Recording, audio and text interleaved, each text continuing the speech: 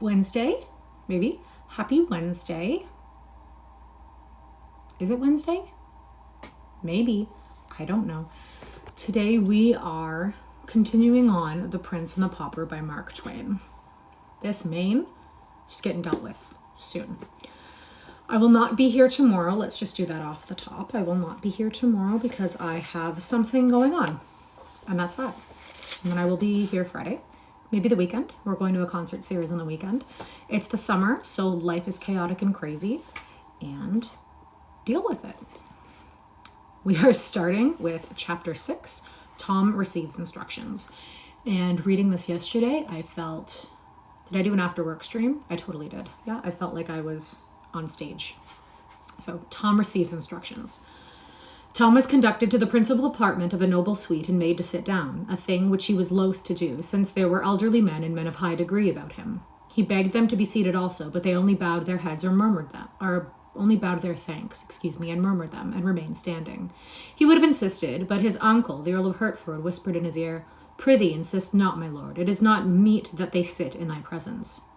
The Lord St. John was announced, and after making obeisance to Tom, he said, "I come upon the king's errand concerning a matter which requireth privacy. Will it please your royal highness to dismiss all that attend you here, save my lord the Earl of Hertford?"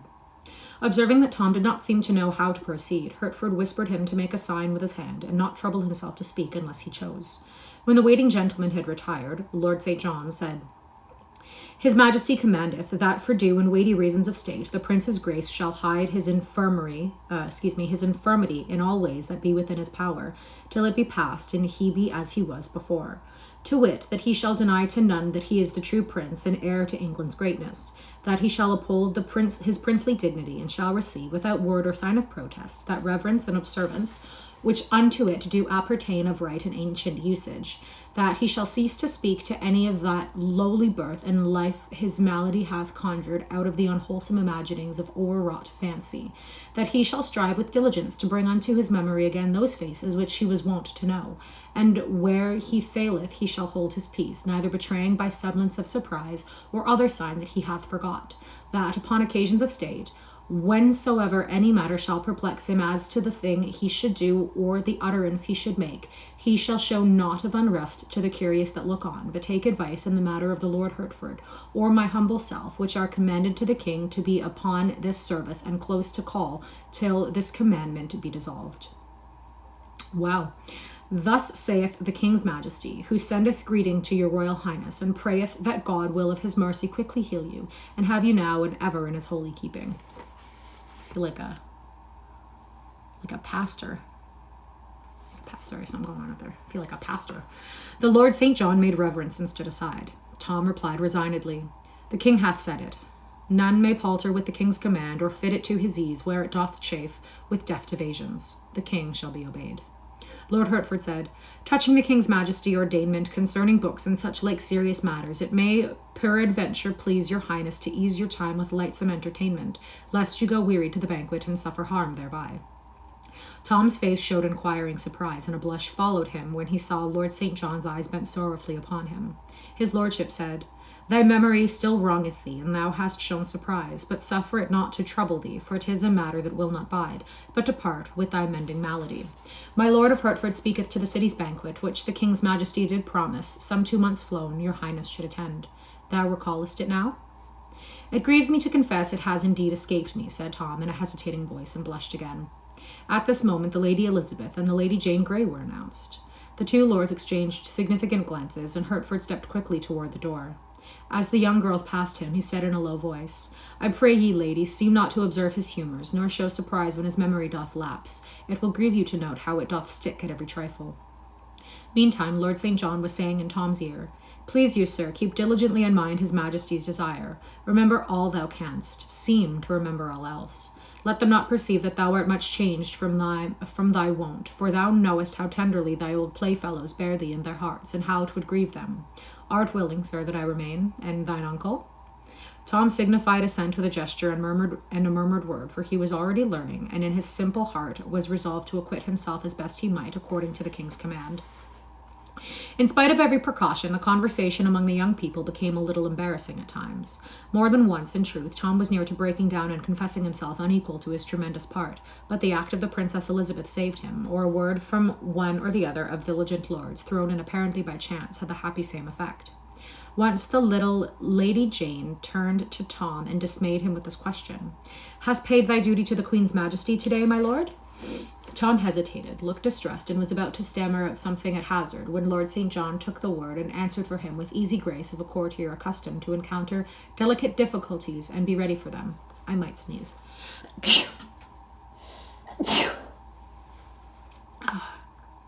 Zaid Shadows. Hi, I'm glad you're here.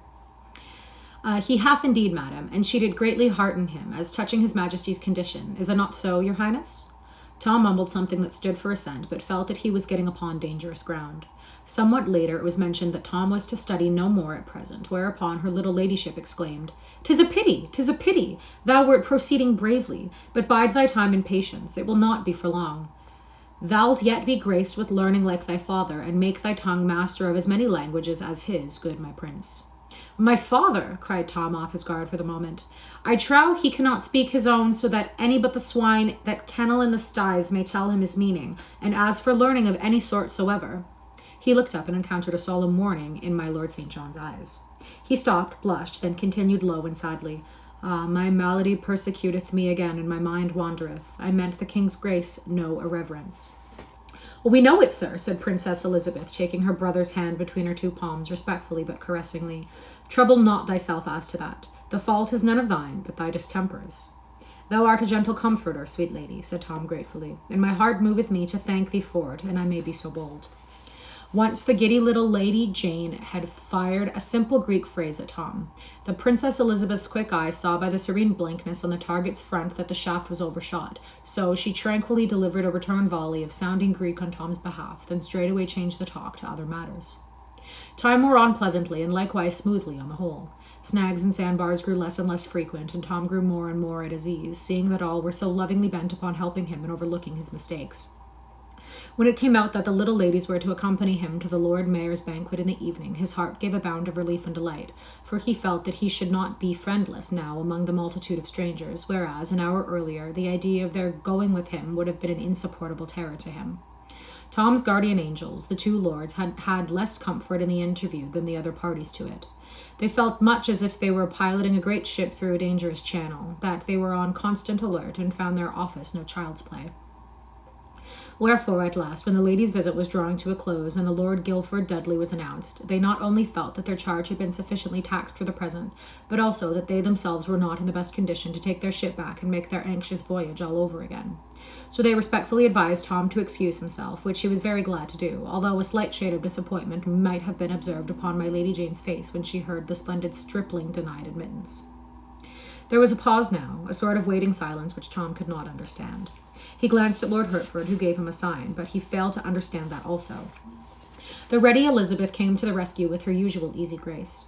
She made reverence and said, "Have we leave of the Prince's Grace, my brother, to go?" Tom said, "Indeed, your ladyships can have whatsoever of me they will for the asking, yet I would rather give them any other thing that in my poor power lieth, than leave to take the light and blessing of their presence hence.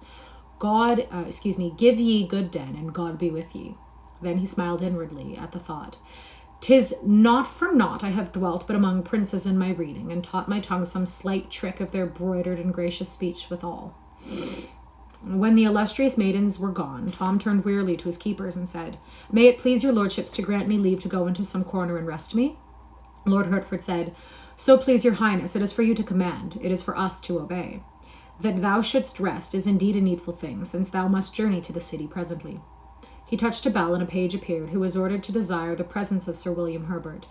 This gentleman came straightway and conducted Tom to an inner apartment. Tom's first movement there was to reach for a cup of water, but a silk and velvet servitor seized it, dropped upon one knee, and offered it to him with a golden salver. Next, the third captive sat down and was going to take off his buskins, timidly asking leave with his eye, but another silk and velvet discomforter went down upon his knees and took the office for him. He made 2 or 3 further efforts to help himself, but being promptly forestalled each time, he finally gave up with a sigh of resignation and murmured, "Beshrew me, but I marvel they do not require to breathe for me also." I'm not quite sure what any of those mean, but thumbs up. Slippered and wrapped in a sumptuous robe, he laid himself down at last to rest, but not to sleep, for his head was too full of thoughts and the room too full of people. He could not dismiss the former, so they stayed. He did not know enough to dismiss the latter, so they stayed also, to his vast regret, and theirs. Tom's departure had left his 2 noble guards alone. They mused a while, with much head-shaking and walking the floor. Then Lord St. John said, "Plainly, what dost thou think?" "Plainly, then, this. The king is near his end. My nephew is mad. Mad will mount the throne, and mad remain. God protect England, since she will need it." "Verily, it prometh so, indeed. But have you no misgivings as to... The speaker hesitated and finally stopped. He evidently felt that he was upon delicate ground. Lord Hertford stopped before him, looked into his face with a clear, frank eye, and said, "Speak on. There is none to hear but me. Misgivings as to what?" "I am full loath to word the thing that is in my mind, and thou so near to him in blood, my lord. But craving pardon if I do offend, seemeth it not strange that madness could so change his port and manner?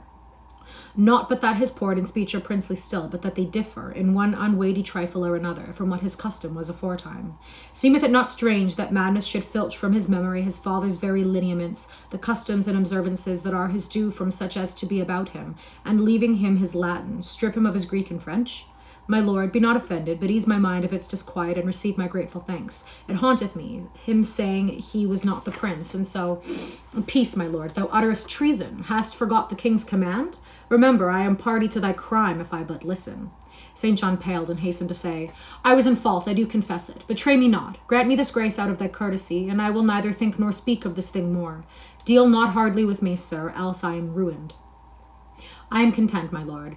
So thou offendeth not again, here or in the ears of others. It shall be as though thou hast not spoken.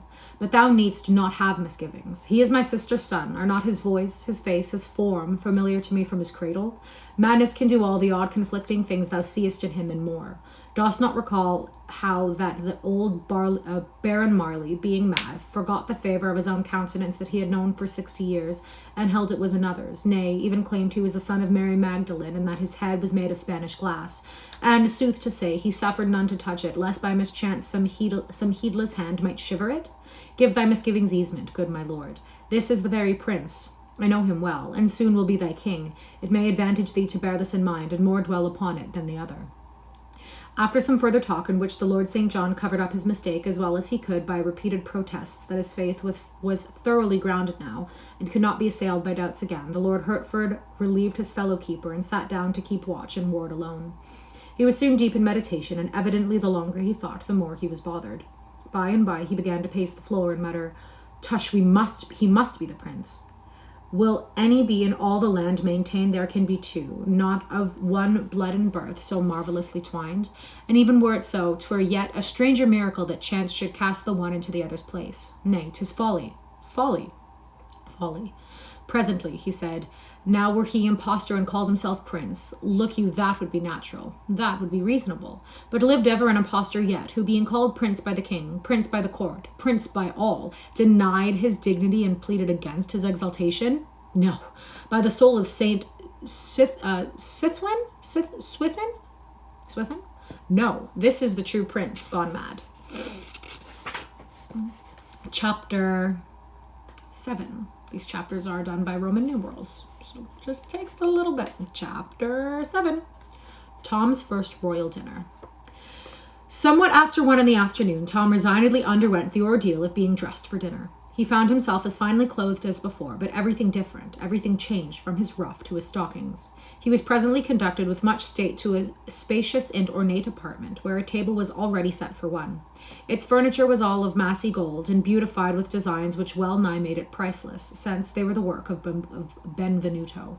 The room was half filled with noble servitors. A chaplain said grace, and Tom was about to fall to, for hunger had long been constitutional with him, but was interrupted by my lord the Earl of Berkeley, who fastened a napkin around his neck.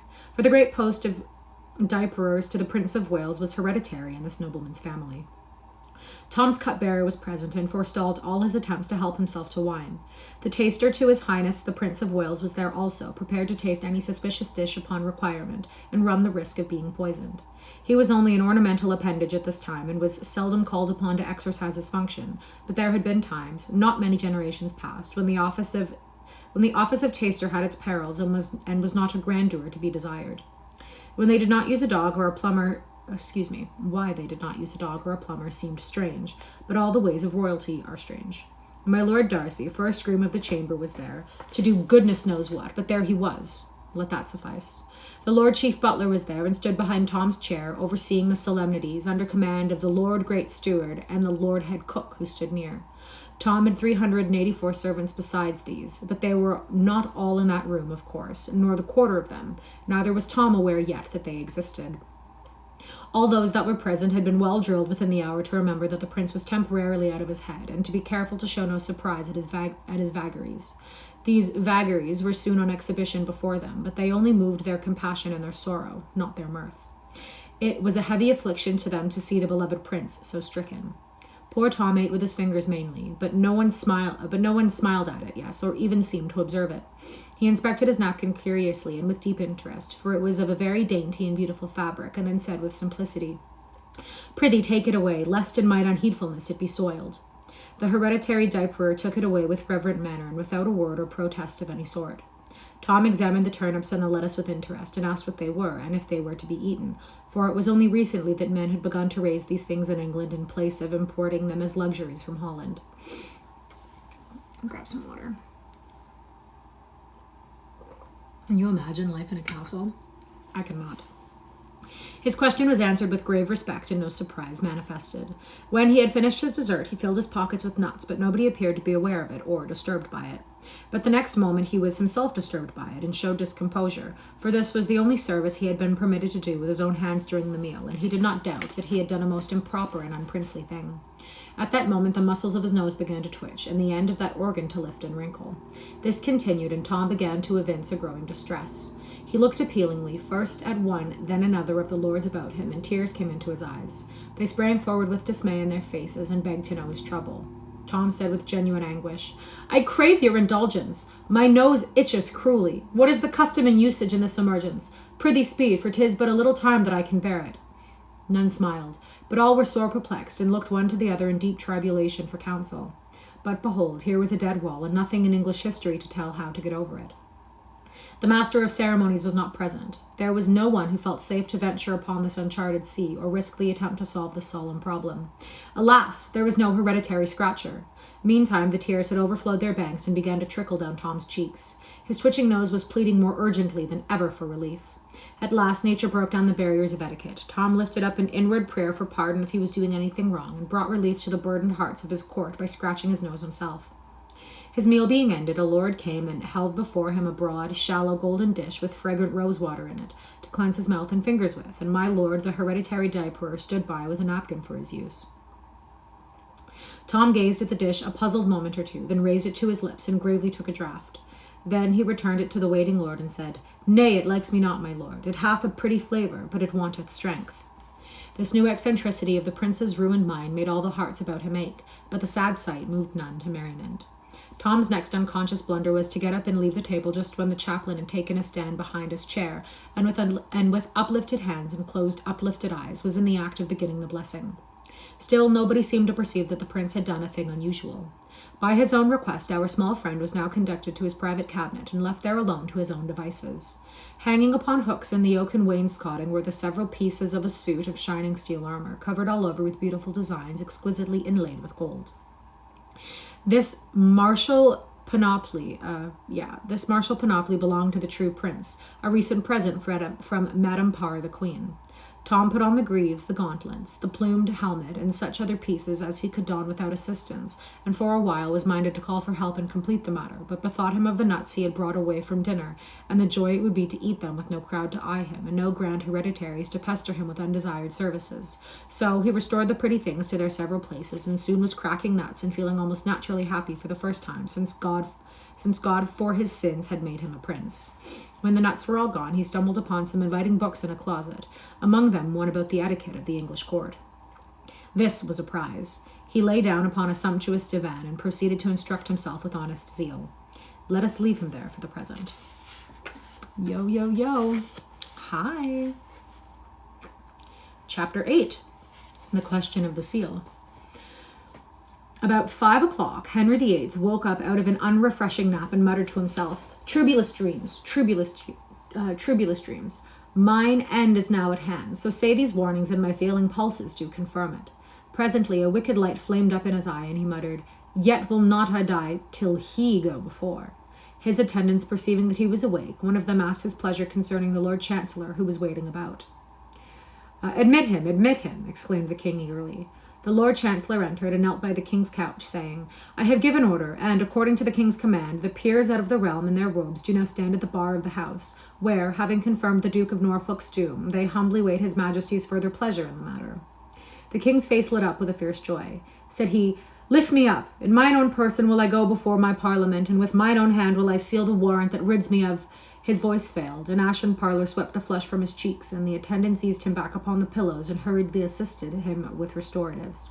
Presently he said sorrowfully, Alack, how have I longed for the sweet hour, and lo, too late it cometh, and I am robbed of this so coveted chance. But speed ye, let others do this happy office sith 'tis denied to me. I put my great seal in commission. Choose thou the lords that shall compose it, and get ye to your work. Speed ye, man. Before the sun shall rise and set again, bring me his head that I may see it. According to the king's command, so shall it be. Wilt please your majesty to order that the seal be now restored to me, so that I may forth upon my business? The seal? Who keepeth the seal but thou? Please your majesty, you did take it from me 2 days since, saying it should no more do its office till your own royal hand should use it upon the Duke of Norfolk's warrant. Why, so in sooth I did, I do remember. What did I with it? I am very feeble. So oft these days doth my memory play the traitor with me. 'Tis strange. The king dropped into inarticulate mumblings, shaking his grey head weakly from time to time, and gropingly trying to recollect what he had done with the seal. At last my Lord Hertford ventured to kneel and offer information.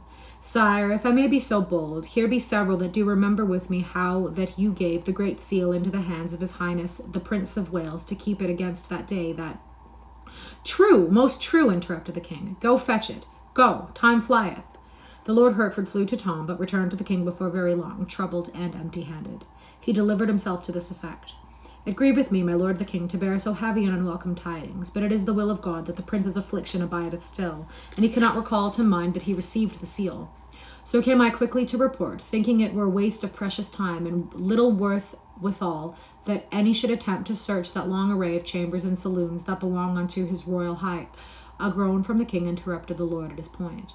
After a little while, his majesty said, with a deep sadness in his tone, Trouble him no more, poor child. The hand of God lieth heavy upon him, and my heart goeth out in loving compassion for him, and sorrow that I may not bear his burden on mine old trouble-weighted shoulders. So bring him peace. He closed his eyes, fell to mumbling, and presently was silent. After a time he opened his eyes again and gazed vacantly around until his glance rested upon the kneeling Lord Chancellor. Instantly his face flushed with wrath. What, thou here yet? By the glory of God, and thou gettest not about that traitor's business. Thy mire shall have holiday the morrow for lack of a head to grace withal. The trembling chancellor answered, Good your majesty, I cry you mercy, but I but waited for the seal. Man, hast thou lost thy wits? The small seal which afore I was wont to take with me abroad lieth in my treasury, and since the great seal hath flown away, shall it not suffice? Hast lost thy wits? Begone, and hark ye, come no more till thou do bring his head. The poor chancellor was not long in removing himself from this dangerous vicinity, nor did the commission waste time in giving the royal assent to the work of the slavish parliament, and appointing the morrow for the beheading of the premier peer of England, the luckless Duke of Norfolk. Norfolk, but it's more fun to say Norfolk. Last chapter, Chapter 9, the river pageant. At 9 in the evening, the whole vast river front of the palace was blazing with light. The river itself, as far as the eye could reach citywards, was so thickly covered with watermen's boats and with pleasure barges, all fringed with colored lanterns and gently agated by the waves, that it resembled a glowing and limitless garden of flowers stirred to soft motion by summer winds. The grand terrace of stone steps leading down to the water, spacious enough to mass the army of a German principality upon it, was a picture to see, with its ranks of royal halberders and polished armor, and its troops of brilliantly costumed servitors flitting up and down, and to and fro in the hurry of preparation. Presently a command was given, and immediately all living creatures vanished from the steps.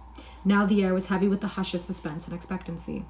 As far as one's vision could carry, he might see the myriads of people in the boats rise up and shade their eyes from the glare of lanterns and torches and gaze toward the palace. A file of 40 or 50 state barges drew up to the steps.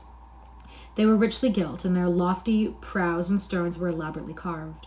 Some of them were decorated with banners and streamers, some with cloth of gold and arras embroidered with coats of arms, others with silken flags that had numberless little silver bells fastened to them, which shook out tiny flowers of joyous music whenever the breezes fluttered them.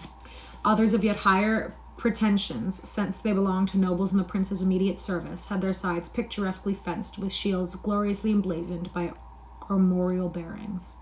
Each state barge was towed by a tender. Besides the rowers, these tenders carried each a number of men-at-arms in glossy helmet and breastplate, and a company of musicians. The advance guard of the expected procession now appeared in the great gateway, a troop of halberders. They were dressed in striped hose of black and tawny, velvet caps graced at the sides with silver roses, and doublets of murrey and blue cloth, embroidered on the front and back with the 3 feathers, the prince's blazon, woven in gold. The halberd staves were covered with crimson velvet, fastened with gilt nails and ornamented with gold tassels. Filing off on right and left, they formed 2 long lines, extending from the gateway of the palace to the water's edge. A thick red cloth of carpet was unfolded then, and laid down between them by the attendants in the gold and crimson liveries of the prince. This done, a flourish of trumpets resounded from within. A lively prelude arose from the musicians on the water, and 2 ushers with white wands marched with a slow and stately pace from the portal. They were followed by an officer bearing the civic mace, after whom came another carrying the city's sword, then several sergeants of the city guard in their full accoutrements with badges on their sleeves, then the garter king-at-arms in his tabard, then several knights of the bath, each with a white lace on his sleeve, then their esquires, then the judges in their robes of scarlet and coifs, then the Lord High Chancellor of England in a robe of scarlet open before, and purfled with miniver, then a deputation of aldermen in their scarlet cloaks, and then the heads of the different civic companies in their robes of state. Now came 12 French gentlemen in splendid habiliments, consisting of pourpoints of white damask barred with gold, short mantles of crimson velvet lined with violet taffeta, and carnation-colored haut de chausses, and took their way down the steps. They were of the suite of the French ambassador, and were followed by 12 cavaliers of the suite of the Spanish ambassador, clothed in black velvet, unrelieved by any ornament. Following these came several great English nobles with their attendants. There was a flourish of trumpets within, and the prince's uncle, the future great Duke of Somerset, emerged from the gateway, arrayed in a doublet of black cloth of gold, and a cloak of crimson satin flowered with gold, and ribanded with nets of silver. He turned, doffed his plumed cap, bent his body in low reverence, and began to step backward, bowing at each step. A prolonged trumpet blast followed, and a proclamation, "Way for the high and mighty, the Lord Edward, Prince of Wales." High aloft on the palace walls, a long line of red tongues of flame leapt forth with a thunder crash.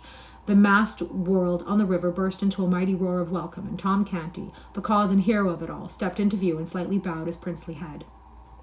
He was magnificently habited in a doublet of white satin, with a front piece of purple cloth of tissue, powdered with diamonds and edged with ermine. Over this he wore a mantle of white cloth of gold, pounced with triple feather crest, lined with blue satin, set with pearls and precious stones, and fastened with a clasp of brilliants. About his neck hung the Order of the Garter and several princely foreign orders, and whatever light fell upon him, jewels responded with a blinding flash. O Tom Canty, born in a hovel, bred in the gutters of London, familiar with rags and dirt and misery, what a spectacle is this? That's where we're going to stop today. We are at the end of our time. I will upload this on YouTube. I do have a YouTube channel. It's the same name as this channel, K.A. Reads Classics. It's all one word, no space. Like I already mentioned, I will not be here tomorrow. I will be back Friday, maybe the weekend. We'll see. I don't know. It's hot as hell where I am, so if you are near where I am, stay safe, stay inside, drink water, and thank you so much for reading with me. Have a great day. Bye.